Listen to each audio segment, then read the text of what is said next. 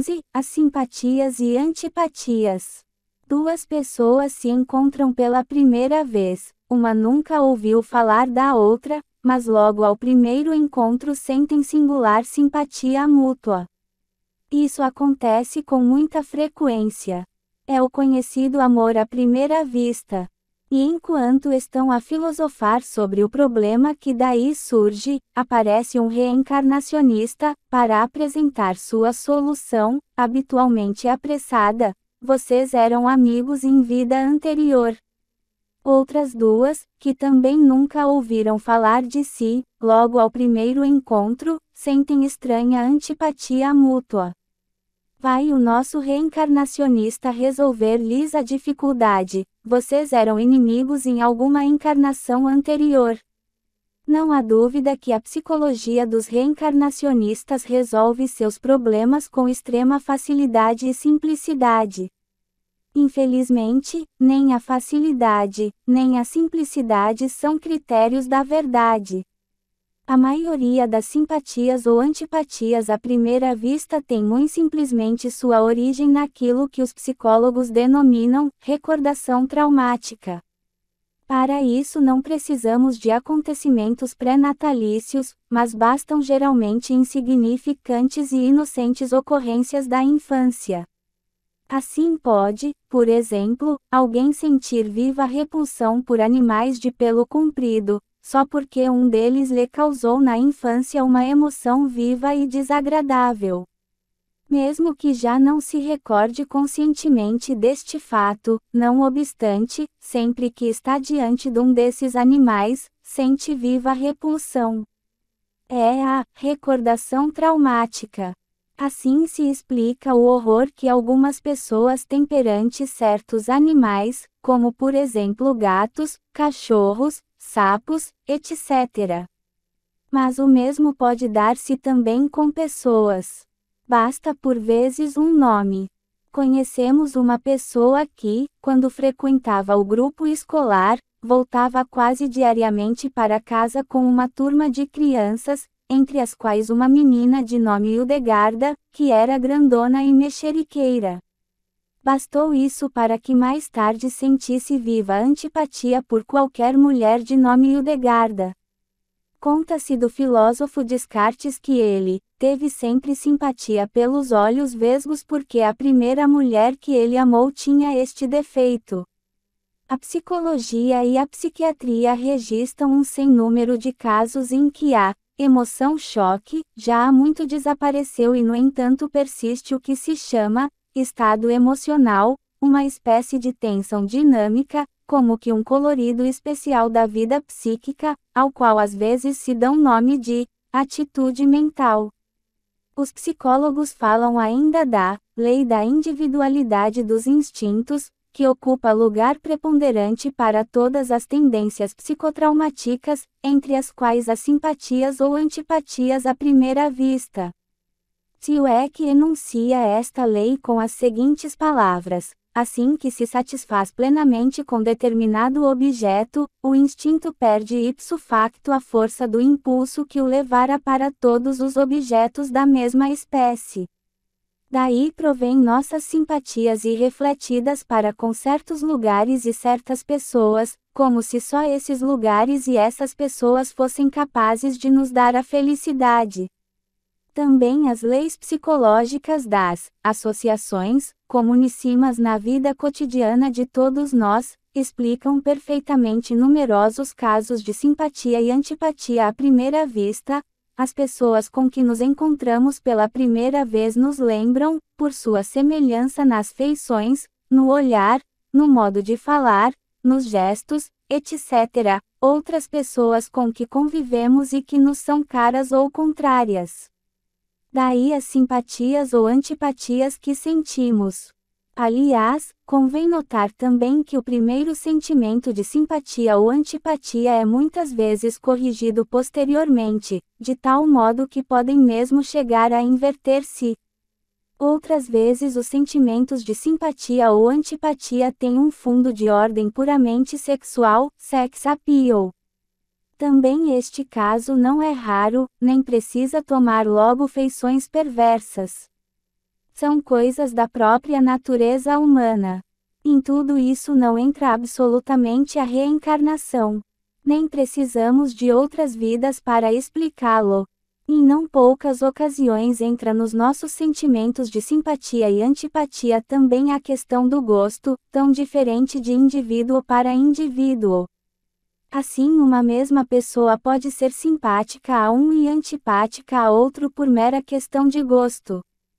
Por isso escreve muito bem Paulo Siueck. Perguntar por que este nos é simpático e aquele indiferente é mais ou menos o mesmo que perguntar por que não tem para nós o mesmo gosto todos os alimentos. Pois, não só em assunto de gastronomia existem os caprichos da natureza.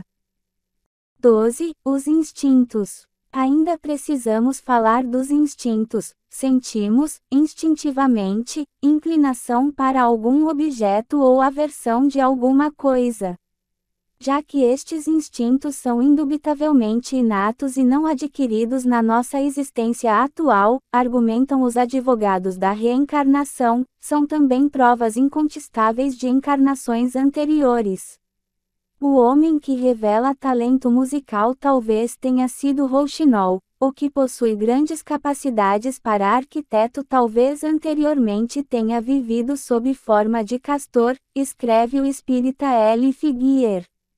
Se os instintos são aceitáveis apenas como hábitos adquiridos lentamente em vidas anteriores, como querem a viva força os reencarnacionistas, eles deverão também admitir que os primeiros indivíduos de cada espécie não possuíam absolutamente nenhum instinto.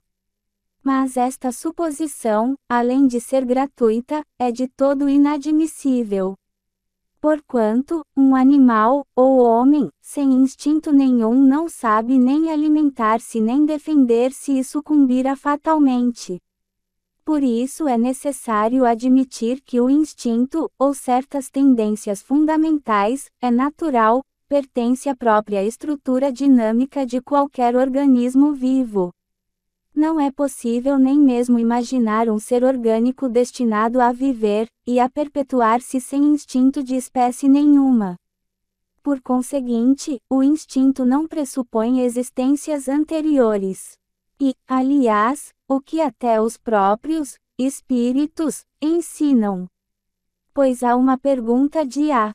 Kardec sobre o início dos espíritos, no número 189 de O Livro dos Espíritos, os mestres do além-túmulo responderam. Em sua origem, a vida do espírito é apenas instintiva. Assim temos que nem mesmo segundo a doutrina oficial dos espíritos, os instintos pressupõem vidas anteriores e por isso mesmo também não são provas de existências passadas. O problema do esquecimento. Se é verdadeira a teoria reencarnacionista, temos que absolutamente todos os homens atualmente existentes são espíritos reencarnados, que já passaram por incontáveis vidas passadas. E o que nos contam eles destas suas vidas? Verificamos aqui um fato singularmente surpreendente: entre tantos seres reencarnados, não descobrimos um só que, se for sincero, se não estiver louco, mesmo que seja espírita, mas que seja normal e são, nos possa revelar algo de suas vidas passadas. A consciência universal da humanidade ignora de todo em todas suas existências anteriores. Verdade é que não falta quem, ou mentindo descaradamente, ou alucinado por sua imaginação tomada pelas preconcebidas fantasias da doutrina espírita ou teosófica, ou desvairado e desequilibrado em sua mente, ou colocado num incontrolável sono hipnótico em que a fantasia revive as mais ridículas e impossíveis sugestões, ou posto num estado anormal de transe em que nos escapa a possibilidade de controlar a ação do subconsciente, pretende recordar-se de suas vidas anteriores. Quem poderá controlar a veracidade de mestre Yohanan, quando alega ser a reencarnação de São João Batista ou de senhor Hipólito Denizar de Rivail, que se dizia a reencarnação do ignoto poeta celta Allan Kardec? Objetam os reencarnacionistas que esta falta de provas experimentais conscientes se justifica perfeitamente pelo fato de que os espíritos, quando tornam a reencarnar, perdem as recordações do passado. Porém, esta objeção não só não é nenhuma resposta, mas é a confissão de uma nova e insolúvel dificuldade contra a fantasia da pluralidade das existências. Porque a ignorância universal, total e absoluta das vidas anteriores, na hipótese reencarnacionista, deveria ser por eles explicada e justificada. E não apresentam para isso nenhum esclarecimento psicológico satisfatório. Pois recorrer ao conhecido fenômeno anormal e patológico da amnésia parcial ou total não elucida o fato universal de que nenhum homem adulto e com pleno uso da razão, normal e isento de qualquer perturbação patológica, não pode recordar-se de coisa nenhuma do que lhe aconteceu em suas numerosas existências passadas, e implica em reconhecer que a humanidade inteira é anormal e sofre de amnésia total e incurável. Porém, a maior dificuldade contra este pretendido esquecimento total não é de ordem psicológica. Sustentam os partidários da reencarnação que a finalidade das reiteradas vidas terrestres é o lento mas contínuo progresso dos espíritos. Mas justamente este progresso seria enormemente facilitado não pelo esquecimento, mas precisamente pela clara lembrança das vidas passadas. Imagine se um sábio ou um inventor, se em nova vida pudesse continuar seus estudos e investigações do ponto em que os deixou no último, desencarne. Mas a realidade é bem outra e muito mais cruel. Todos voltam a aprender, de novo, o alfabeto e a formar as sílabas com o trabalho fatigante de costume. Cremos sinceramente que o próprio Sr. Leão Denis não acreditava em suas palavras, quando escrevia: o esquecimento do passado é a condição indispensável de toda a prova e de todo o progresso. Oh! A ineficácia da sanção reencarnacionista. Devemos recordar ainda outra dificuldade psicológica contra a doutrina da reencarnação. Pretende-se que as vidas sucessivas ajudem o homem no lento mas constante aperfeiçoamento moral. Mas de fato, em vez de favorecer a perfeição, a ideia da pluralidade das existências facilita e estimula as paixões. Pois dizer que haverá ainda muitas reencarnações, em que nos poderemos aperfeiçoar, é ensinar que a nossa eternidade não depende desta nossa vida que levamos atualmente e se atualmente não nos decidirmos a viver bem, mas quisermos continuar a má vida que tanto nos agrada no momento, nem por isso deixaremos de chegar um dia à perfeição, será apenas questão de tempo. E é justamente este o mais pernicioso pensamento que a doutrina reencarnacionista pode instilar na mente do homem fraco por natureza e fortemente inclinado ao pecado e ao vício. O ensinamento reencarnacionista incrementa por isso o mal, anima o vício, condescende com o erro, a iniquidade, a negligência. O maior acelerado, os bandidos impenitentes, mais cedo ou mais tarde alcançarão a perfeição. Para que, pois, esforços, sacrifícios, mortificações, duras penitencias, dolorosas renúncias, heroísmos supremos. A lei fatal da evolução garante a salvação. É só reencarnar. E o mais interessante é que uma reencarnação esquece as agruras da outra. O maior castigo que me pode acontecer é não progredir, encarnar mais uma vez na mesma condição, castigo de ter sido devasso, tornar a sê-lo em nova existência. Mas onde o homem vicioso que não goste de tornar a viver a mesma vida de paixões desregradas? Tais ideias surgirão facilmente, basta incutir-lhes os princípios da reencarnação. Portanto, o pensamento das vidas sucessivas pode levar-nos perigosamente a protelar conscientemente, calculadamente, a salvação. Sim, é questão de cálculo, desprezo à lei de Deus, furto-me aos rigores da virtude, deixando-as propositadamente para outras, futuras existências. Quero gozar ainda os prazeres da sensualidade nesta vida breve, os da animalidade voluptuosa, os do orgulho, os da usura, o sadismo dos crimes ignominiosos. O bem, a virtude, o sacrifício é adiado para outra vida. De qualquer jeito, tenho a salvação garantida. Por outro lado, não nos agrada a existência atual. Emaranhamo-nos em mil dificuldades financeiras ou escandalosas. Estamos em eminente perigo de difamação. Ao reencarnacionista convicto virá imperiosamente a ideia do suicídio. Inferno não existe, a salvação está garantida, o melhor é acabar rapidamente com esta situação sem saída honrosa. E, a absoluta ineficácia ou melhor inexistência da sanção moral, do freio moral, que despenha o homem em todos os abismos. Capítulo 7. A reencarnação, de Bridey Murphy. Em princípios de janeiro de 1956 os editores Doubleday and Company lançaram o livro de Maury Bernstein, The Search for Bridey Murphy, Em Busca de Bridey Murphy, com 256 páginas. Seu autor é um honrado comerciante de Pueblo, no Colorado, Estados Unidos, de 36 anos de idade e que se dedica ao hipnotismo por passatempo, sem contudo ser especialista. Em poucas semanas venderam-se 170.500 exemplares do livro. Jornais, revistas, rádio e televisão encarregaram-se de hipnotizar toda uma nação. E o caso se tornou internacional. O vespertino carioca O Globo, em 16 sensacionais reportagens, publicadas de 3 a 18 de setembro do mesmo ano, incumbiu-se de difundir o caso entre nós.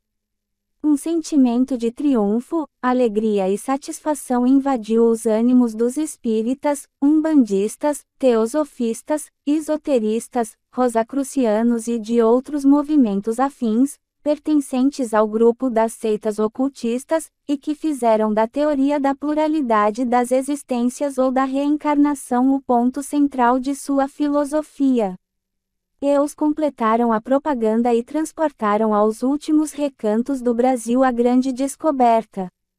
A editora, O Pensamento, de São Paulo, publicou o livro em tradução vernácula, sob o título O Caso de Bridey Murphy.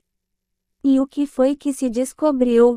As experiências de Bernstein. Bernstein hipnotizou a senhora Virginia Tighe, apresentada por ele, no livro, sob o pseudônimo de Ruth Simmons, e, mediante o conhecido processo da regressão da memória, conseguiu a revelação de dados minuciosos sobre uma sua pretensa vida anterior, vivida no século passado na Irlanda com o nome de Bridey Murphy. Teria nascido no dia 20 de dezembro de 1789 em Cork, Irlanda, como filha do advogado Duncan Murphy e de Kathleen. Moravam numa casa de madeira. Aos 15 anos estuda. Com 17 anos conhece Brian McCarthy, filho de John McCarthy, também advogado de Cork. Bridey e Brian se casam e vão morar em Belfast. Vive aí numa casinha perto de Dudley Road, onde recebe a frequente visita do padre John Goran, da igreja de Santa Teresa. Bridey se diverte tocando a lira e dançando a giga. Compra sua roupa no Cadence House. Seu esposo ensina direito na Queen's University daquela cidade e de quando em vez escreve artigos para o newsletter de Belfast. Bridey revela também que morreu num domingo de 1864 e que sua morte foi ocasionada por uma queda. Descreve seus funerais e sua vida póstuma, ressaltando particularmente que não passou pelo purgatório, contrariamente ao que lhe havia ensinado o padre John. Afinal fala em termos vagos sobre sua nova e atual encarnação, nos Estados Unidos, em 1923. As numerosas e espontâneas minúcias do enredo, o sotaque irlandês com que falava em estado de transe, o uso de algumas expressões regionais da Irlanda, a dança da giga e outras particularidades absolutamente verossímeis pareciam confirmar a veracidade das revelações. Para muitíssimas pessoas o fenômeno Murphy passou a ser considerado como fato real e comprovado, unicamente explicável pela teoria da reencarnação. Estava, pois, demonstrada cientificamente e experimentalmente a reencarnação. Eis a grande descoberta e o segredo do êxito do livro de Bernstein. Reação nos Estados Unidos. Os americanos passaram a querer conhecer, cada um, a sua própria vida ou encarnação precedente. A revista Life, edição espanhola, de 9 de abril de 1956, anunciava que, então, as sessões de hipnotismo para conhecer as encarnações anteriores estavam se popularizando tanto como, há uma geração, as sessões espíritas com as mesas girantes para explorar o mundo espiritual. Em jornais apareciam anúncios de hipnotizadores que se prontificavam a rememorar as vidas passadas do cliente, a $25 por cada existência desvendada. E surgiram as mais interessantes histórias. Na Califórnia, Mr. Hipnosis fez retroceder uma mulher que foi cavalo em 1800. Em Shreveport, Louisiana, já se estabeleceu um certo recorde quando um rapaz de 17 anos hipnotizou uma moça que regressou, nada menos de 10.000 anos. Um senhor, depois de ler o livro de Bernstein, modificou imediatamente seu testamento, nomeando-se a si mesmo herdeiro universal. Mas o auge das reações provocadas por Bridey Murphy deu-se no mês de fevereiro em Shawnee, Oklahoma, onde um jovem de 19 anos, chamado Richard Swink, redige uma mensagem que dizia: "Sinto muita curiosidade acerca do relato Bridey Murphy e portanto quero ir investigá-lo pessoalmente", e suicidou-se com um tiro. Outros, no entanto, foram menos entusiastas na aceitação do discutido livro. Para os entendidos em psicologia e hipnotismo, a experiência não era novidade. Os próprios reencarnacionistas, há mais de meio século, vêm apresentando fatos semelhantes de regressão da memória como provas experimentais para sua filosofia. São conhecidíssimas as experiências do coronel Albert de Rochas, no início deste século, que, por meio do sono hipnótico, teria feito reviver 11 encarnações num só paciente. Já em 1887 o espírita espanhol Fernández Colavida magnetizou um médium que, como afirmam, retrocedeu 4 encarnações. Também os teosofistas Anne W. Besant e Leadbeater relatam numerosas experiências do mesmo tipo. Mas entre todos os casos apresentados, este de Bridey Murphy é talvez o mais bem comprovado e certamente o mais famoso. E estamos certo que passará a figurar com particular destaque na literatura reencarnacionista dos nossos espíritas, teosofistas, esoteristas e das demais seitas ocultistas, que florescem por aqui num clima de ignorância e credulidade que lhes é particularmente favorável, para difundir as fantasias da reencarnação. Eis porque vale a pena conhecer também o resto da história, continuação que os jornais e revistas inexplicavelmente ou maliciosamente não publicaram ou não quiseram publicar.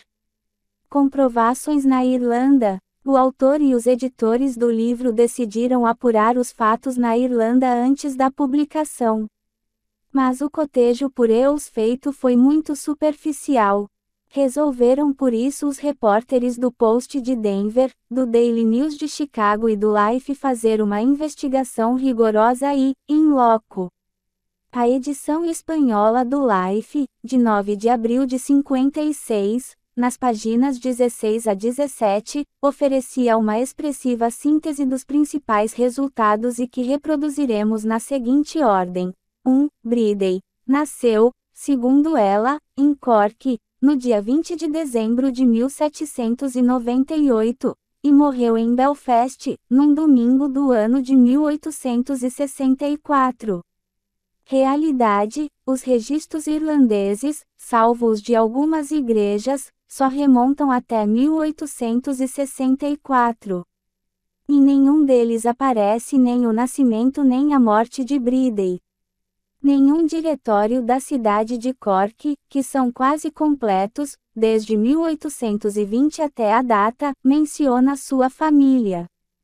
Seria de supor que, como esposa de um advogado, tivesse deixado um testamento, mas nada foi encontrado. Os jornais de Belfast não publicaram a notícia da morte de Mrs. Bridget McCarthy, em 1864. 2. Bridey viveu, como ela dizia, numa bonita casa, de madeira branca, de 2 andares, chamada The Meadows. Realidade: na Irlanda há pouquíssimas casas de madeira, pois este material é muito raro naquele país. Quase todas as casas de Cork são de pedra. Nos registros de propriedade não se conhece casa chamada The Meadows. 3. Bridey frequentou a escola diurna de Mrs. Strain. Realidade: não há vestígio desta escola. 4. Bridey: raspei toda a pintura de minha cama de metal, quando tinha 4 anos, 1802. Realidade: antes de 1850 não havia camas de metal na Irlanda. 5. Bridey: saquinhos de arroz foram cozidos ao redor de minha perna, como sinal de pureza. Realidade: o folclorista Richard Hayward disse, desatino. O arroz jamais figurou no folclore irlandês. 6. Bridey: em criança fiz uma excursão a Antrim. Ainha Alcantes. A água corre, as águas dos riachos correm rápidas e formam redemoinhos. Quando chegam ao mar, os alcantes são realmente brancos. Realidade: esta descrição é notavelmente exata. 7. Bridey: aos 8 anos sua mãe leu para ela um livro, Tesouros of Deirdre. Também mencionou um livro do século XIX, The Green Bay. Realidade: segundo The English Catalogue, lista completa dos livros publicados desde 1800 até a época atual, a primeira vez que se menciona Deirdre num título foi na comédia, The Sorrows of Deirdre, de J. M. Synge, publicada em 1905. O The Green Bay não está no catálogo. 8. Bridey casou-se com Sean Brian McCarthy. Realidade: Brian, como o chama, é o segundo nome do esposo real e atual de Virginia Tighe, ou Ruth Simmons. 9. Bridey mudou-se depois do casamento de Cork para Belfast, passando por Bailins Crossing e detendo-se em Dobby para comprar tortas. Realidade: verificou-se a existência de um sítio chamado Dobby e de outro conhecido com o nome de Baileys Castle ou Baileys Cross, no condado de Cavan. O caso da torta pode passar. Mas é muitíssimo estranho que tenham passado pelo condado de Cavan para ir de Cork e Belfast. 10. Bridey: Brian foi professor de Direito na Queen's University de Belfast e escreveu alguns artigos para o newsletter desta cidade. Realidade: naquele tempo não havia faculdade de Direito em Belfast. O Queen's College foi fundado em 1849, e a Queen's University em 1908. O newsletter de Belfast existiu de fato, mas em seus arquivos não aparece artigo algum de Brian. 11. Bridey muitas vezes preparava para Brian um bom prato irlandês, um preparado de carne de vaca e cebolas. Realidade: este prato só nos últimos 50 anos é irlandês. A comida típica era toucinho e couve. 12. Bridey. Sua casa ficava perto de Dudley Road. Eu frequentava a igreja de Santa Teresa, na rua principal, quase na esquina de Dudley Road. Realidade, segundo John Bebington, bibliotecário de Belfast, nunca existiu nesta cidade uma rua chamada Dudley Road, e a igreja de Santa Teresa data de 1911. 13. Bridey comprava sua roupa no Cadence House. Recorda que uma vez pagou aproximadamente £1,06 por uma camisola. Realidade, não se descobriu vestígio do Cadence House, naquela época não havia camisolas com preço tão elevado. 14. Bridey, interrogada acerca de seus conhecimentos musicais, disse que tocava a lira. Realidade, Richard Hayward, um virtuoso harpista irlandês, assegura que a lira nunca foi conhecida na Irlanda. 15. Bridey, quando lhe pediram mencionasse outros professores da Queen's University, citou os nomes de William McGeown, um tal Fitzhugh e um tal Fitzmaurice. Realidade, nenhum deles aparece nas atas da faculdade, correspondentes àquela época.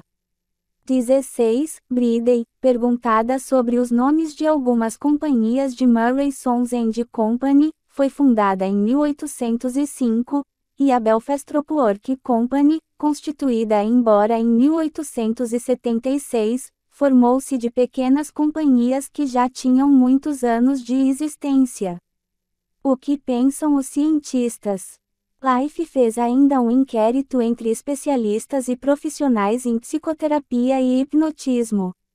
O parecer destes ilustres peritos no assunto pode ser resumido nos seguintes pontos. 1. Maury Bernstein, apesar de sua absoluta sinceridade, carece de suficientes conhecimentos científicos que lhe permitam avaliar corretamente os resultados por ele obtidos. 2. Até a pessoa mais normal é anormalmente sugestionável quando está em estado de profundo sono hipnótico e aceita muitas vezes como ordem a mais leve insinuação. Quando lhe dizemos que é poeta, pode começar a rimar numa forma que jamais será capaz de repetir em estado normal. Frequentemente os hipnotizados se empenham em oferecer ao hipnotizador tudo o que eles pensam que este deseje.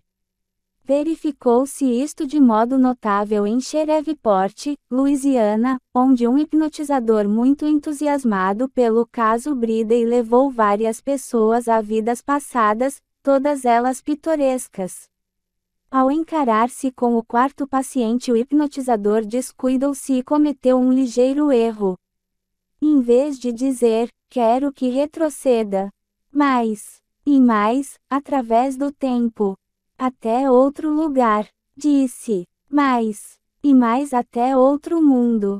E o paciente anunciou imediatamente que era um ser estranho chamado C, que vivia na Lua e que realizava viagens interplanetárias num disco voador. 3. O hipnotizado pode desenvolver uma imaginação misteriosa para subministrar tudo quanto se peça ou queira, porque ele dispõe dos amplos recursos do subconsciente. Se é um adulto, quiçá fale um idioma estranho jamais escutado desde sua infância e que, na realidade, nunca entendeu. Também poderá recitar fielmente partes de um livro que lhe leram aos 3 anos e que nunca viu. Entre o segundo e o terceiro ano de sua infância o ser humano aprende toda uma estrutura linguística. Não surpreende que possa aprender, portanto, outras muitas coisas ao mesmo tempo. Mas não se deve supor que o paciente, pelo fato de estar hipnotizado, diga sempre a verdade. Ele inventa muitas vezes. Belfast, disse, havia uma grande companhia de tecelagem. Sim, uma tabacaria. Realidade, aqui acertou. Uma das mais importantes fábricas de cigarros de Belfast. 4. O anterior se aplica de modo especialíssimo aos sonâmbulos, uma de cada 4 pessoas, aproximadamente, que são muito suscetíveis à hipnose profunda. E entre estes, alguns, 1 entre 10, respondem tão ansiosamente ao que imaginam que deles se espere, que mesmo o hipnotizador mais experimentado será incapaz de determinar se os resultados são fingidos ou reais. Isto só poderá ser esclarecido após várias sessões de hipnotismo. No caso, Bernstein descreveu à paciente suas reações e ela mesma escutou as gravações. Isto bastava para que nas próximas experiências ela reafirmasse as mesmas histórias. E Bernstein, longe de manter uma reserva científica, sugeria claramente a Ruth Simmons o que dela esperava.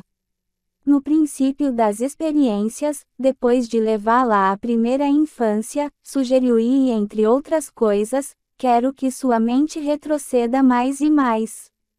Há outras cenas, de terras distantes e lugares longínquos, em sua memória. Você poderá falar-me delas e responder às minhas perguntas. Foi imediatamente depois desta ordem que Mrs. Simmons se converteu em Bridey Murphy, de Cork, na Irlanda. Em vez de examinar na Irlanda a veracidade das afirmações de Bridey, havia outro processo muito menos dispendioso e mais simples e seguro: examinar cuidadosamente a infância de Ruth, seu desenvolvimento, sua conduta para com os pais, suas relações com outras pessoas, as histórias que lhe contaram, os livros que leu ou ouviu ler, etc. Solução definitiva do caso. A edição inglesa do Life, de 6 de agosto de 1956, nas páginas 78 a 79, surpreendeu-nos com a solução definitiva do caso. O texto é lacônico mas decisivo. A procura de Bridey Murphy terminou com uma série de artigos no jornal American, de Chicago. Teve início com um livro de enorme tiragem, escrito por Maury Bernstein. Este hipnotizara Ruth Simmons, uma dona de casa do Colorado, cujo nome autêntico é Virginia Tighe, e dela conseguira dados verossímeis sobre uma sua eventual existência no século XIX na Irlanda. Bernstein considerou isto como prova da reencarnação. Em Chicago, porém, o Rev. Wally White, pastor de uma igreja que a jovem Virginia Tighe outrora frequentava, começou a controlar as reminiscências de Bridey. Com o auxílio de repórteres, escreveu seus artigos. Revelaram que, como criança, Virginia vivia do outro lado da rua em que morava não Bridey, Murphy Corkell. No seu livro Bernstein se mostrou impressionado pelo sotaque irlandês que Ruth Simmons tomava quando hipnotizada. Ora, o Sr. White verificou que a jovem Virginia fizera declamações em irlandês. No livro Bridey falava de ter raspado a pintura de sua cama de criança. Ora, Virginia o fez aos 7 anos e apanhou por isto. Conforme o livro, Bridey casou-se com um Chan, forma irlandesa do nome João McCarthy. Ora, em tenra idade Virginia estava enamorada do filho João, de Bridey Murphy Corkell. Assim pormenores sobre pormenores da vida de Virginia vieram coincidir com os pormenores do enredo do livro, reforçando a afirmação de Life, de 16 de abril, se Ruth Simmons pudesse revelar por completo a sua vida anterior, estas revelações poriam fim abrupto à procura de Bridey Murphy. Não se compreende que, depois de todas estas descobertas, divulgadas pela Life e também pelas seleções, o livro do Sr. Bernstein tenha sido traduzido para o português sem nenhuma retificação.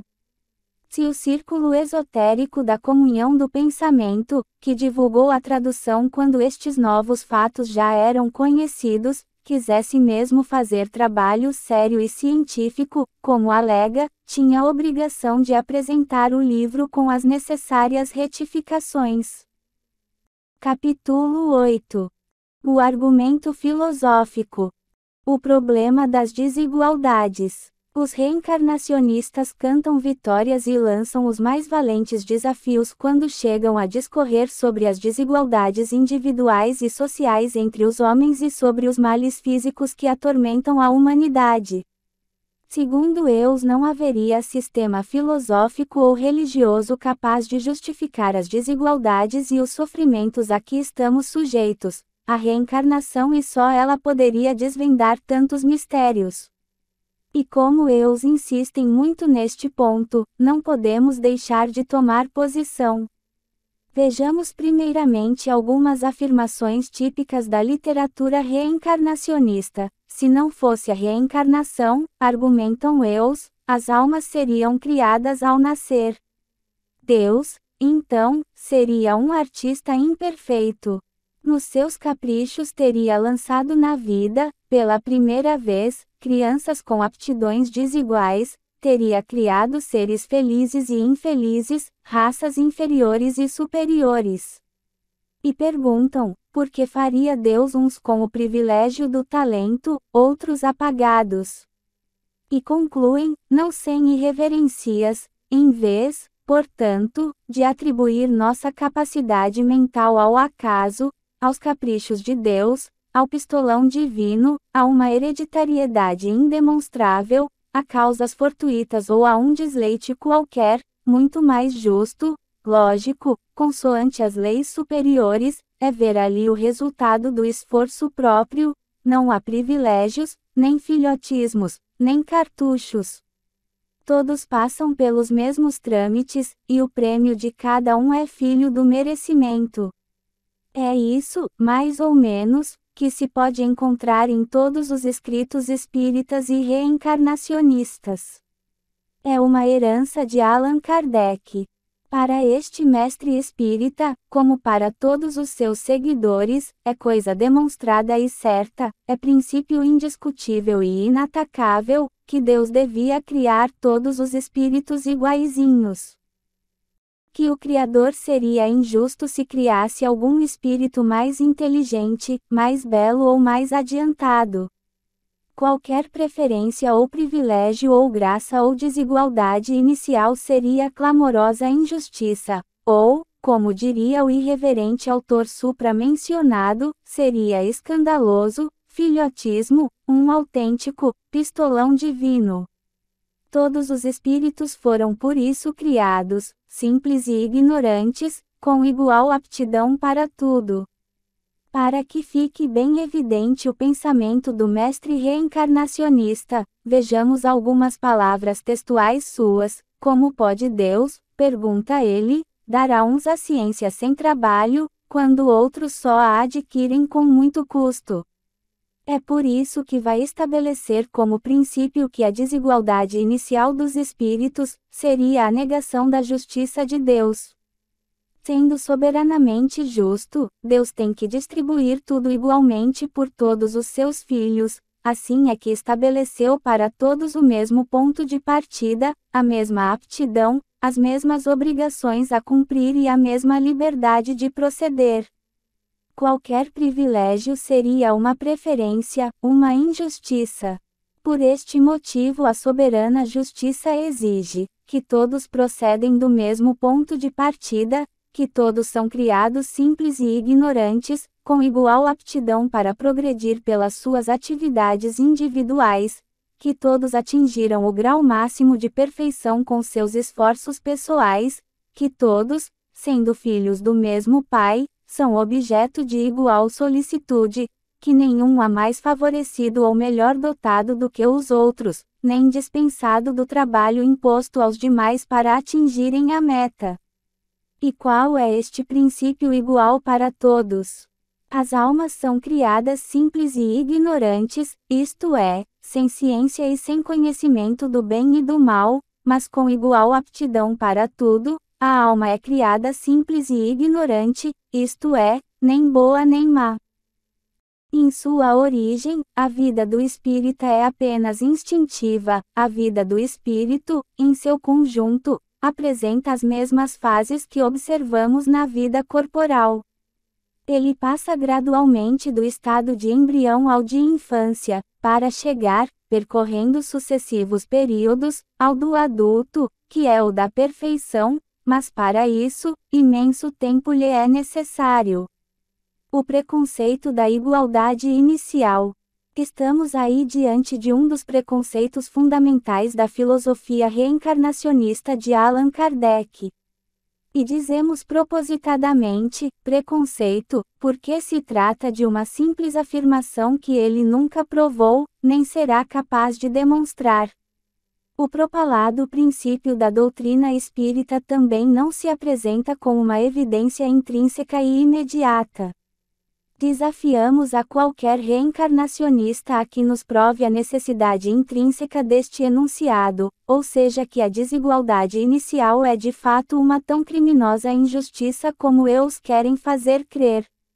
Falando contra aqueles que saltam em fúria, só com o pensarem que tenham de voltar à Terra, Kardec pondera, perguntar-lhes-emos apenas se imaginam que Deus lhes pediu o parecer, ou consultou os gostos, para regular o universo. Ora, poderíamos fazer idêntica pergunta aos reencarnacionistas. Poderíamos perguntar-lhes se imaginam que Deus lhes pediu o parecer ou consultou os gostos para poder saber como, com que qualidades, em que tamanho, com quanta sabedoria ou ignorância, com que fealdade ou formosura devia criar os espíritos.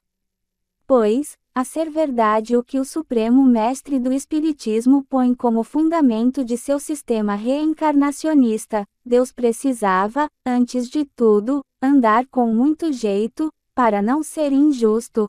A mínima diferença traria consigo injustiça, qualquer privilégio seria uma preferência, uma injustiça. A hora em que Deus quisesse dar o ser a um anjo, a um ente superior, erguer-se-ia diante dele Allan Kardec, acolitado por Carlos Embassai e Mário Cavalcante de Melo, e lhe diria, de braço erguido, alto lá. Não pode. Igualdade e fraternidade. Uma vez que se lembrou de criar-nos a nós tão imperfeitos e sujeitos a tantas calamidades, também não pode criar seres em melhores condições sob pena de injustiça. Não podemos consentir em tal coisa. 16. O homem. Quem és tu, para pedires contas a Deus? Poderá acaso o artefato dizer ao artífice, por que me fizeste assim? Ou não tem o oleiro o direito de fazer um vaso precioso, ou um vaso de uso ordinário? Pois, se Deus, para mostrar a sua ira e dar a conhecer o seu poder, suportou com muita longanimidade os vasos de ira, maduros para a perdição, e, ao contrário, quis fazer conhecer a riqueza da sua glória sobre os vasos de misericórdia, que ele preparou para a glória. Romanos 9, 20 a 24. Bem escreveu Allan Kardec, para fazer alguma coisa, Deus não nos pede permissão, nem consulta os nossos gostos. Considerando o mundo material, verificamos uma maravilhosa variedade e custa encontrar dois seres ou ao menos duas folhas absolutamente iguais. E por que não poderia o Criador manifestar esta mesma sabedoria e onipotência no mundo espiritual? Seria o caso de repetir aqui uma picante observação do médium Anatoly Barth, que é para resolver o problema das desigualdades intelectuais que o espírita ensina o sistema das reencarnações. Mas ele não sabe que não há dois seres, duas coisas iguais na natureza, e que você não pode encontrá-los na imensidão do espaço, nem na duração do tempo. Será que ele acha que o grão de trigo, a lâmina de capim estão reencarnados? Não é dessa mesma diversidade que nasce a harmonia do universo. Um harmon que inteiro já resultou de partes semelhantes. Ora, admitida a possibilidade de uma criação de almas desiguais, desaparece o problema que os reencarnacionistas se comprazem em pintar com as cores mais carregadas e já não há nenhuma necessidade de pluralidade de vidas terrestres, conforme, aliás, confessa o próprio Allan Kardec. E então, em vez de nos servir das desrespeitosas expressões, capricho de Deus, pistolão divino, filhotismo, etc., usaremos as palavras cristãs que nos falam da liberdade, da sabedoria de Deus, do poder do Criador e da graça divina. O Deus dos cristãos não é um mero presidente de uma república democrática ou socialista, mas é um Senhor todo-poderoso, Senhor absoluto do universo, do qual é também o Criador imediato e tudo quanto ele concede às criaturas, muito ou pouco, grande ou pequeno, assume invariavelmente o caráter de dádiva ou graça, fruto não de uma necessidade matemática, mas da bondade e do amor, que é uma força criadora e inesgotavelmente original. Ele não precisa de pedir nossos pareceres ou consultar nossos gostos, nem tem necessidade de ligar-se a um tipo único ou a um padrão universal. Mas também a mesma razão nos diz que o preconceito espírita da igualdade inicial de todos os espíritos é em si contraditório. Pois os próprios espíritas não se cansam em apontar e denunciar a realidade, portanto, fatos inegáveis, das atuais desigualdades. Se, pois, na suposição reencarnacionista, todos os espíritos tiveram um início inteiramente idêntico em qualidades e possibilidades, devemos forçosamente admitir algum momento em que começaram as desigualdades que atualmente são inegáveis e é necessário ainda conceder que estas atuais diferenças tiveram uma causa. Se os reencarnacionistas nos dizem que esta causa está nos atos bons ou maus anteriormente efetuados pelos espíritos, eles deverão esclarecer por que foi que os espíritos puderam comportar-se tão diversamente antes que começassem as desigualdades. E isso será inexplicável para eles, porque, segundo seus princípios, os espíritos eram antes sob todos os aspectos iguais, tendo idênticas qualidades e as mesmas possibilidades. Devem, portanto, admitir ao menos que os espíritos tinham a possibilidade de se desenvolver de modo desigual e isto é suficiente para dizer que eles foram constituídos desiguais, ao menos em potência. E isso basta para nós e tira aos reencarnacionistas um indispensável ponto de apoio. Pois com isso cai o propalado princípio da igualdade inicial. O problema do mal. O último raciocínio já nos leva a um outro problema, o do mal, porque ele está intimamente conexo com a questão da liberdade. Ouçamos, primeiramente, alguns típicos gritos de vitória dos reencarnacionistas. Não há doutrina, absolutamente nenhuma, que justifique as desigualdades sociais, as diferenças humanas, os golpes da adversidade, as dores constantes que nos atacam, as desgraças que nos assoberbam, fora da palingenesia, voltamos a insistir. 20 Sem a reencarnação, acrescenta o mesmo reencarnacionista na página seguinte, Deus seria um tirano colérico, intratável, parcial, sectarista, vingativo, mau e cruel como nulo apresenta a Bíblia.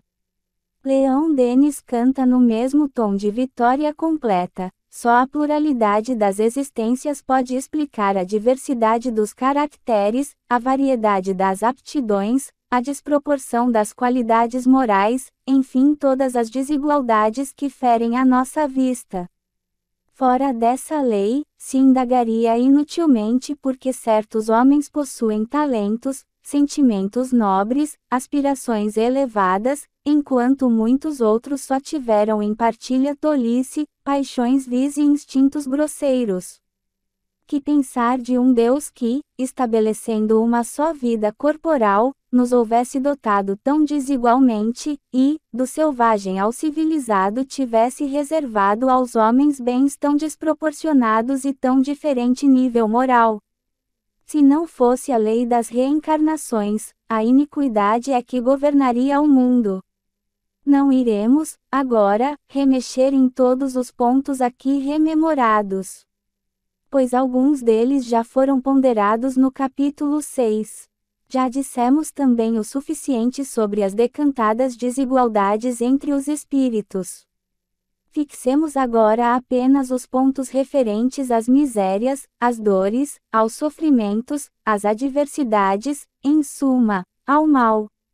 É o magno problema. E antes de expormos as linhas gerais da solução cristã do problema do mal, precisamos insistir mais um pouco na solução reencarnacionista. Crueldades e injustiças a solução reencarnacionista. Para os partidários das vidas sucessivas, o mal teria sua explicação perfeita e cabal como castigo e expiação de culpas cometidas em vidas anteriores. Toda falta cometida, ensina Kardec, todo mal realizado é uma dívida contraída que deverá ser paga, se o não for em uma existência, sê-lo-á na seguinte ou seguintes. Pois, o arrependimento, conquanto seja o primeiro passo para a regeneração, não basta por si só, são precisas a expiação e a reparação.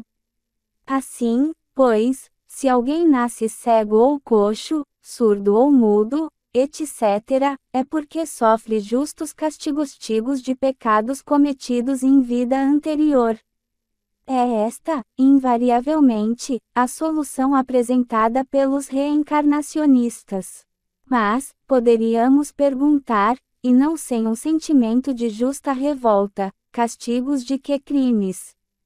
Por que motivos, meu Deus, sou assim tão duramente punido? Qual é o pecado que devo expiar? E ficamos a sofrer castigos e mais castigos, em longas e intermináveis séries de reencarnações, sem ao menos saber por quê. Pois vejam o que os reencarnacionistas nos prometem: a reencarnação é a perda dessa vida de liberdade, do espírito, no espaço, é um apoucamento de si mesmo, a passagem dos claros espaços para a região obscura, a descida para um abismo de sangue, de lama, de miséria, onde o ser vai ficar sujeito a necessidades tirânicas e inumeráveis. Por isso é mais penível, mais doloroso renascer que morrer, e o desgosto, o terror, o abatimento profundo do espírito, ao entrar neste mundo tenebroso, são fáceis de conceber-se. E tudo isso, ensina o mesmo Leon Denis, através de um número incalculável de vidas, de mortes, de renascimentos, de quedas e de ascensões, e através de milhares de mundos, sempre, escorregando e levantando-se, chorando e enxugando as lágrimas. E para que tudo isso? Para expiar pecados ou crimes que teríamos cometido em vidas anteriores, sem termos disso a mais leve recordação. Tirania sem nome. A elementar justiça humana exige que o réu castigado saiba por que é punido. O bom senso se revolta contra uma punição que nos é infligida sem termos a menor ideia de alguma culpa cometida. Já o velho Enéas Gazaels, discípulo de Hierócles, justamente observava: eu, quando tenho de castigar meu filho ou meu servo, começo por admoesta-los a fim de se lembrarem bem para o futuro e assim poderem evitar o recair no mesmo erro. Não deveria Deus, quando envia as mais terríveis punições, instruir aqueles que a sofrem acerca do motivo desses castigos? Poderia ele tirar-nos de todo a recordação? Que proveito se há de esperar da punição se ninguém nos mostra qual foi a nossa culpa? Em verdade, semelhante castigo vai contra o que pretende, irrita e leva à revolta. O método reencarnacionista de castigar, por mais que eles apelem precisamente à razão e à justiça divina, é irracional, indigno do homem, cruel e clamorosamente injusto. Nem mesmo os seres irracionais são punidos assim, porque também neles procura-se associar quanto possível o castigo ao erro cometido. Não custava a Allan Kardec prever esta objeção e no número 391 de O Livro dos Espíritos ele a formula efetivamente, mas na resposta sai-se com esta estranha pergunta: onde o mérito se lembrasse de todo o passado? Só um enorme ponto de exclamação que ocupasse toda esta página poderia exprimir a admiração com que lemos semelhantes palavras. A expiação não seria meritoria com a recordação da culpa. Primitivos, na verdade, os reencarnacionistas. Primitivos e cruéis. Cruéis e injustos. A origem do mal. Donde vem, pois, o mal? Já Santo Agostinho, o maior dos pensadores do primeiro milênio cristão, que em sua juventude abraçara o maniqueísmo, que propugnava um princípio eterno do mal ao lado do princípio eterno do bem, dedicou grande parte de seu gênio especulativo à questão da origem do mal. E porque tinha como certo que o mal tem sua origem no livre-arbítrio da criatura, nesta traiçoeira possibilidade de pecar, ele deu à obra em que exprofesso examina o presente problema, o título, de libero-arbítrio. Ouve-se frequentemente dizer, se houvesse Deus, não haveria guerras. Mas a frase, para ser exata, devia transformar-se nesta outra, se as leis de Deus se cumprissem, não haveria guerras. Nem guerras, nem ódios, nem más vontades, nem outros males, procedentes do alcoolismo, das incontinências, etc. E também não haveria crimes. Todos estes males provêm do mau uso da liberdade. Todavia, dizer que o mal vem da liberdade, ou melhor do abuso da liberdade, ainda não nos dá a última solução, pois podemos muito bem imaginar uma vontade libérrima, como a de Cristo e do próprio Deus, e que não pode pecar. Em vista disso poderíamos continuar a indagação perguntando, e por que permite Deus, em sua bondosa onisciência, que a vontade de sua criatura racional possa decidir-se desgraçadamente para o pecado? A teologia católica, que não tem a pretensão de querer penetrar em todos os desígnios da sabedoria infinita, confessa nessa altura sua insuficiência e proclama um mistério. Mas os espíritas e reencarnacionistas, para os quais, absolutamente não há mistérios, não podem consequentemente dar-se por satisfeitos. Todavia, o mesmo problema existe também para eles, apesar da reencarnação. Por isso pergunta Allan Kardec, por que a Deus permitido que os espíritos possam tomar o caminho do mal? Como sempre, a interrogação é dirigida aos espíritos superiores, com os quais Kardec julgava manter constantes relações. E qual a resposta? Do alto. Ei lá, sem tirar nem pôr, como ousa expedir a Deus contas de seus atos. Supondes poder penetrar-lhe os desígnios? Podeis, todavia, dizer o seguinte: a sabedoria de Deus está na liberdade de escolher que ele deixa a cada um, porquanto, assim, cada um tem o mérito de suas obras. Conclusão: frente ao problema do mal também os reencarnacionistas confessam um mistério. E ao menos neste ponto são racionais. Mas não precisamos colocar aqui o ponto final. A mensagem cristã ainda nos tem a lembrar uma verdade de fundamental importância. A Terra não é um paraíso. Todos sentimos em nós uma insaciável ânsia pela felicidade e alegria. A nossa própria natureza humana nos diz constantemente que fomos criados para a felicidade e não para a dor e o sofrimento. E no entanto, sofremos.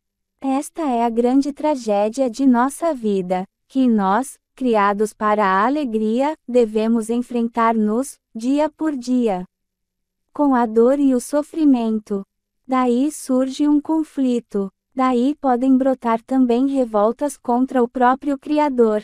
Não são poucos os que levantam, ameaçadores, seus punhos ao alto, em sinal de protesto contra Deus que os criou. Mas estes estão longe de compreender a mensagem cristã. Não sabem, na verdade, o que é o cristianismo. Nem entenderam o convite de Cristo: quem quiser ser meu discípulo renuncie a si mesmo, carregue a sua cruz, dia por dia, e siga-me. Lucas 9, 23, Quem não carregar a sua cruz e me seguir não pode ser meu discípulo. Lucas 14, 27. Não pode nenhum de vós ser meu discípulo, se não renunciar a tudo quanto possui. Lucas 14, 33. Quem não tomar a sua cruz e me seguir não é digno de mim. Mateus 10, 38, etc. Vivem profundamente equivocados aqueles que se revoltam contra a dor.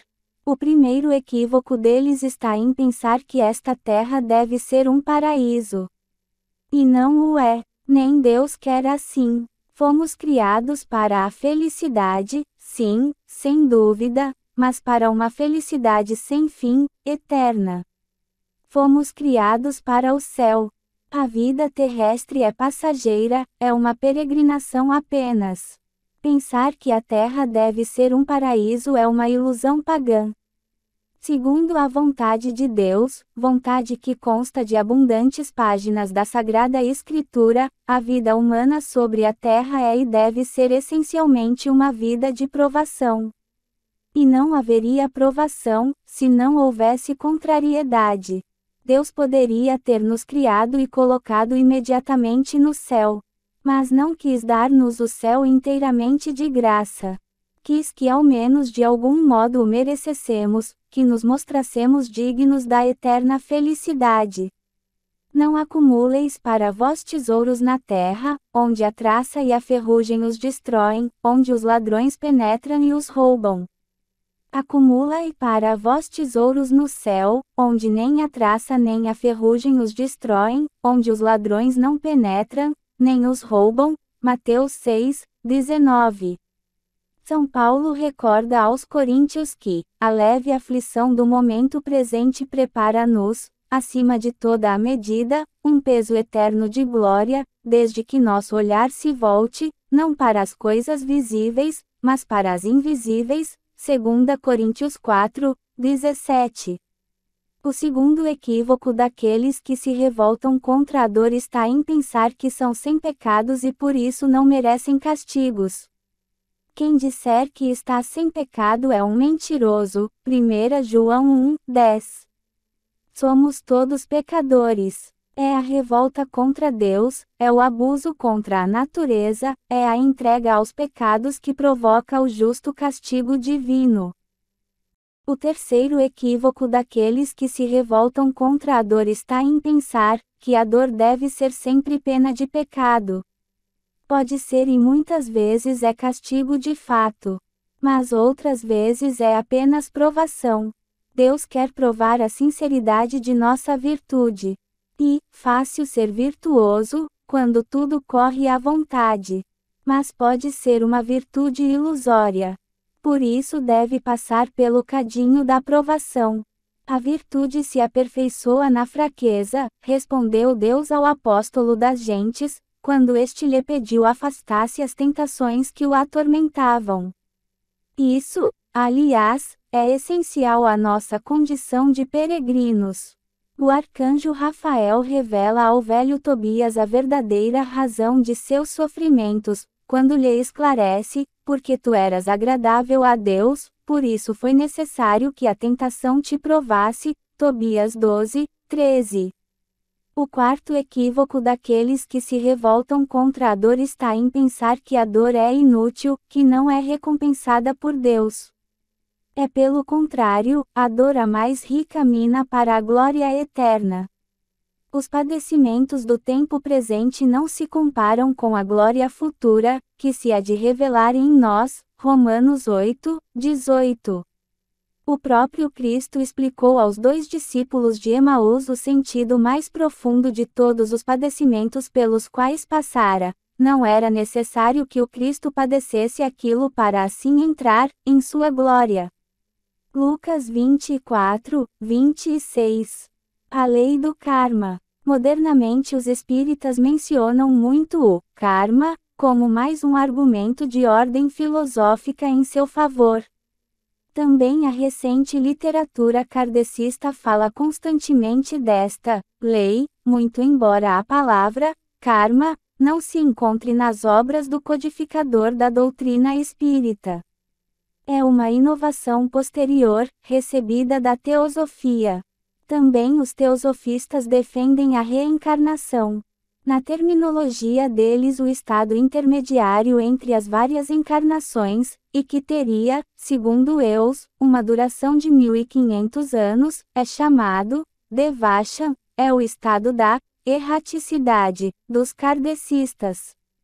Neste tempo, dizem eles, a alma assimila as experiências da vida terrestre imediatamente anterior, é então que ela colhe o que semeou na encarnação precedente. Cada ação do espírito encarnado é como que uma causa que terá inevitavelmente seu efeito. É a rigorosa aplicação da lei da causalidade física para o mundo moral. A isso dão o nome de karma. O karma é, pois, a lei sem exceção, que rege o universo inteiro, desde o átomo invisível e imponderável até os astros, e esta lei consiste em que toda causa produz seu efeito, sem que nada possa impedir ou desviar de efeito, uma vez posta a causa. A lei do karma é cega, automática e não inteligente, exatamente como as leis físicas. O que se faz está feito e terá inevitavelmente suas consequências, sem possibilidade de perdão, nem de redenção, nem de indulgência. Para que os leitores percebam o jogo das reações kármicas, vamos ilustrá-las com um exemplo considerado clássico e dado pela própria Review Spirit.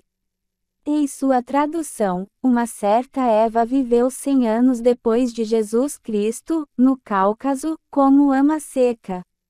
Depois foi empregada de um proprietário viúvo, que fez dela sua nova mulher. As sucessivas maternidades de Eva foram causas de descontentamentos, por isso a mãe envenenou vários de seus filhos. Foi este o motivo por que foi repelida pelo companheiro. Eva se reencarnou, depois disso, 9 vezes e morreu todas as vezes na infância e sempre de morte violenta, permanecendo cada vez apenas alguns anos no além. No ano de 900, Eva se reencarna em Marsella, é educada na piedade cristã, socorre os pobres. Aos 18 anos contrai matrimônio com um marinheiro, do qual tem 5 filhos, 5 dos 9 que ela envenenara em outro tempo, aos quais ama ternamente. Um deles, feito médium, descreve a mãe sua vida anterior, e isto lhe causa uma tão forte impressão, que chega a perder o uso da razão. Em 1200, Eva torna a reencarnar-se na Itália e se casa com negociante de sedas. Tiveram 11 filhos, 4 dos quais eram os restantes dos 9 que haviam sido envenenados no Cáucaso. O negociante se enamora loucamente por sua filha mais velha e querendo defendê-la contra um persa que queria arrebatar-lhe, lhe vazou um olho durante a contenda. Na encarnação seguinte, Eva e seu marido se encontram como irmão e irmã na Escócia. Ele se faz monge e num ataque armado contra o mosteiro uma flecha lhe atravessa um olho. No século XV Eva é a esposa de um conde. Havendo-se este entregue à libertinagem, introduz na casa cantoras e bailarinas. Eva, fora de si por causa dos ciúmes e, desesperada, tenta apunhalar o conde, mas não teve sorte. Se assim se pode falar, pois ele consegue escapar, graças aos atos por ela praticados como pecadora arrependida. Viúva aos 35 anos, casa-se com outro conde, do qual tem um filho e uma filha, os que já teve no Cáucaso, e depois mais um filho, a reencarnação do próprio conde, esposo anterior. Este último, desde a mais tenra idade, dá mostras de um gosto pronunciado pela carreira das armas, e numa brincadeira de criança, fere mortalmente a mãe. Esta se reencarna como filha deste guerreiro 23 anos depois e uma antipatia instintiva e inexplicável reina entre pai e filha. Antipatia que cresce ainda por causa das reminiscências da vida anterior, verificadas como exatas. Este exemplo é apresentado pelos espíritas como um caso ideal da aplicação prática da lei do karma. Crítica da lei do karma. Contentar-nos-emos com apenas algumas considerações críticas em torno desta lei. 1. A lei do karma é inteiramente arbitrária. Veremos logo mais que não há razões internas que exijam semelhante lei. Nem a experiência que a comprove. Pois os mesmos argumentos aduzidos até agora em favor da reencarnação são citados também em favor da lei do karma. Ora, já vimos que as provas apresentadas de fato não são probantes. A experiência e a consciência universal, normal e sã dos homens nos diz exatamente o contrário. Não há quem se recorde de suas vidas anteriores. E em fantasias de crianças, sonhos ou sonos hipnóticos não podemos confiar. Já insistimos nisso. Se, portanto, a experiência é contra a reencarnação, é também contra o karma. 2. A lei do karma leva a absurdos.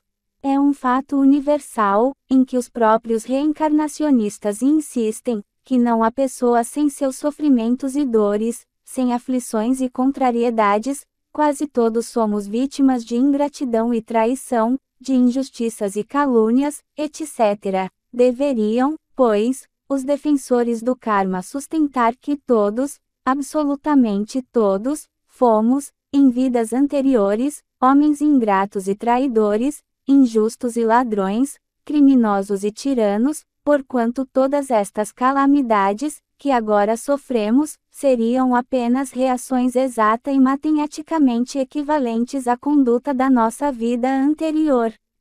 O absurdo será mais evidente ainda se considerarmos a vida de Cristo, de Maria Santíssima, dos apóstolos, dos grandes mártires e dos santos em geral que, todos eles, à imitação de Cristo, sofreram em grau heróico. De acordo com as inevitáveis leis do karma, teríamos que Cristo, o Rei dos Mártires, e Maria, a Rainha das Dores, devem ter sido dos maiores criminosos em vidas anteriores que a memória. Absurdos inadmissíveis. 3. A lei do karma é injusta, ela nos faz sofrer por culpas de que não temos a menor ideia. Já desenvolvemos este ponto. 4. A lei do karma é fatalista, uma vez praticada a ação, não há mais remédio. E, esperar a reação do efeito inevitável. É impossível fugir, não haverá nem arrependimento, nem esforço que possa contornar o feito. É fatal. 5. A lei do karma nega a bondade e a misericórdia de Deus. A fundadora da Teosofia, Senhora Blavatsky, consequente quando escreve em sua introdução à Teosofia o seguinte: nós não cremos nem num sacrifício propiciatório, nem na possibilidade do perdão do mais insignificante pecado, por meio de qualquer Deus. Nós cremos numa justiça rigorosa, imparcial, ponto que não pode sentir nem ira nem compaixão, mas que age com equidade absoluta, deixando que cada coisa, grande ou pequena, produza suas consequências inevitáveis. Allan Kardec endossa ideias semelhantes, razão por que os espíritas negam a doutrina cristã da redenção e a possibilidade do perdão das culpas sem que lhes preceda a expiação rigorosamente própria. Isso vale para todos os reencarnacionistas. O Sr. Caio Miranda, em A Libertação pelo Yoga, Rio 1960, página 239, é bem explícito quando escreve: o karma de um indivíduo só pode ser resgatado por ele mesmo. Não há oração, magia, amuleto ou ritual capazes de suspender ou anular a responsabilidade adquirida pelo exercício do nosso livre-arbítrio. Nem a morte ou o ascetismo têm poder suficiente para nos eximir das dívidas contraídas para com a lei divina. Mais adiante, página 262, torna a insistir: Não há sacerdote ou ritual que tenha o poder de nos salvar. Insiste na autossuperação, na atuação redentora de si mesmo, etc. É sempre e claramente a negação da nossa redenção pela paixão e morte de Jesus Cristo. 6. A lei do karma nega a liberdade do homem. No sistema kármico a liberdade é apenas aparente. Na realidade o homem é impelido pela força cega e inexorável do karma. Pedi vida posterior um filho que lhe dará também um golpe mortal. Este filho, por sua vez, deverá sofrer inexoravelmente as consequências kármicas do pavoroso matricídio. A ação produz reação, a reação reclama nova ação, a nova ação nova reação, e assim indefinidamente ou melhor infinitamente. E a isso chamam de progresso. Progresso, sim, mas horroroso progresso na senda do crime. Misericórdia e justiça de Deus. Devemos, no entanto, assinalar que a lei do karma contém um grão de verdade. Pois é sem dúvida certo que a virtude deve ser premiada e o pecado deve ser castigado. E, uma exigência fundamental da justiça. Entretanto, não se pode dizer que todo e qualquer ato do homem será premiado ou castigado. Devemos manter clara distinção entre os atos moralmente imputáveis e responsáveis, pratica-dos consciente livremente e os atos pelos quais não podemos, de maneira nenhuma, ser responsabilizados.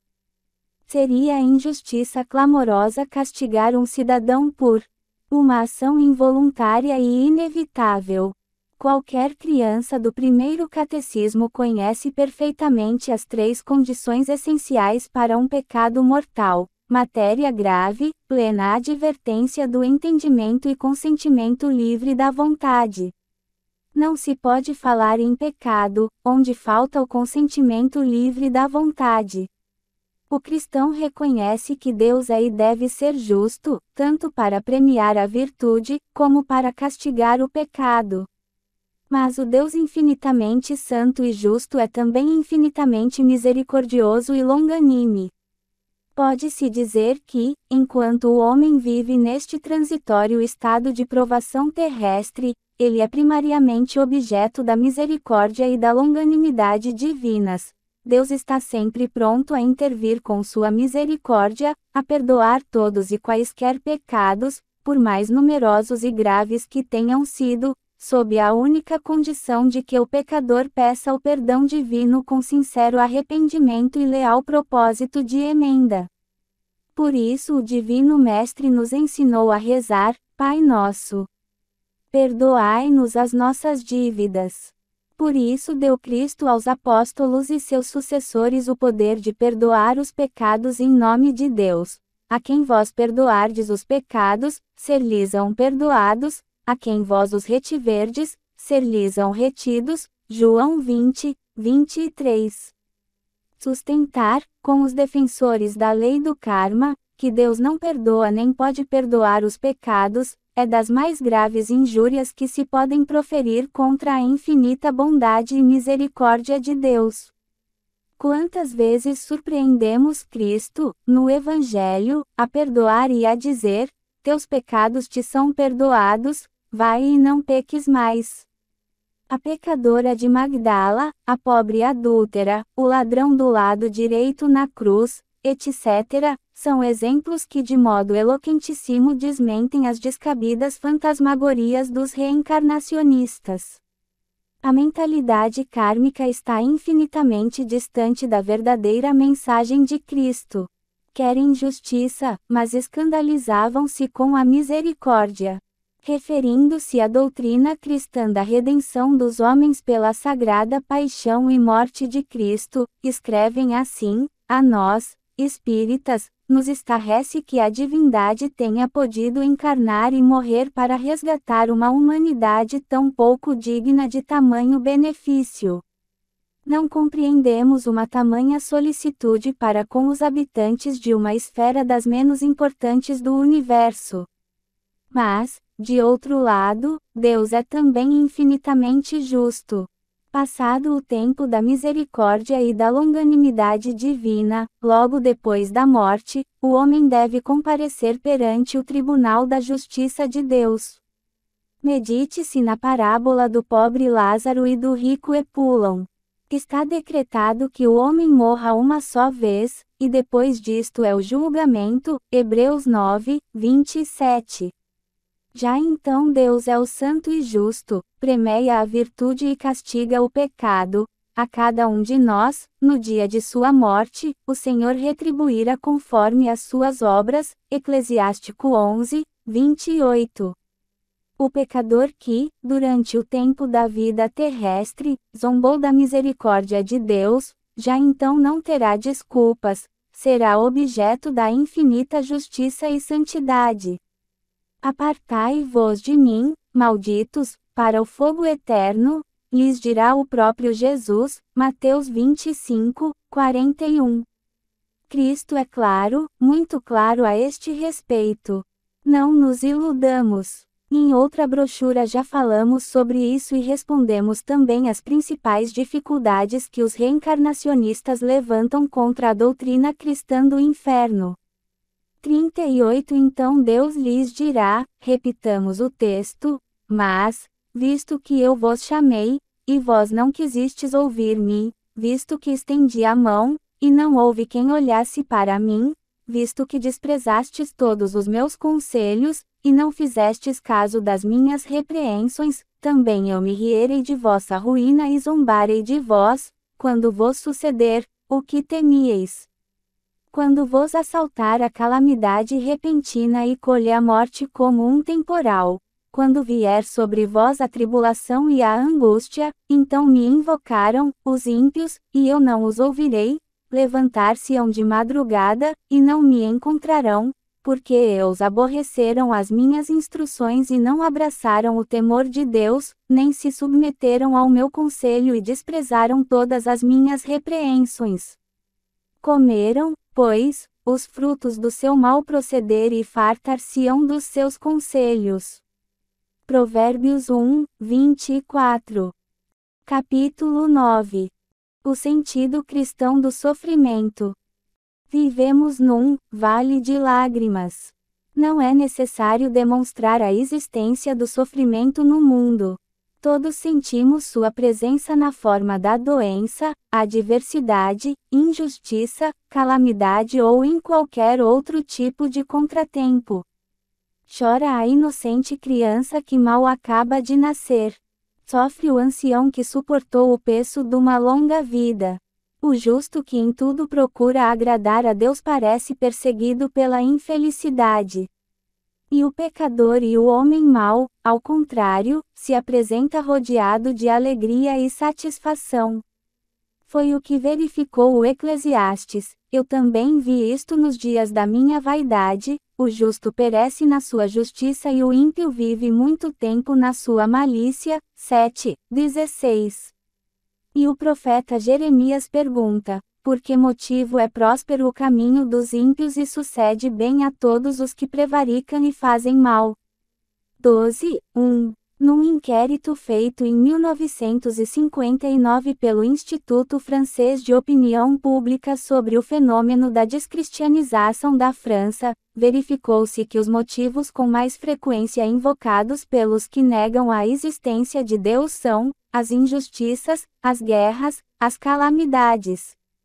Até o salmista confessa que suas convicções religiosas quase se abalaram diante deste problema. Os meus pés por pouco não vacilaram, por pouco se não transviaram os meus passos, porque tive inveja dos ímpios, ao observar a prosperidade dos pecadores.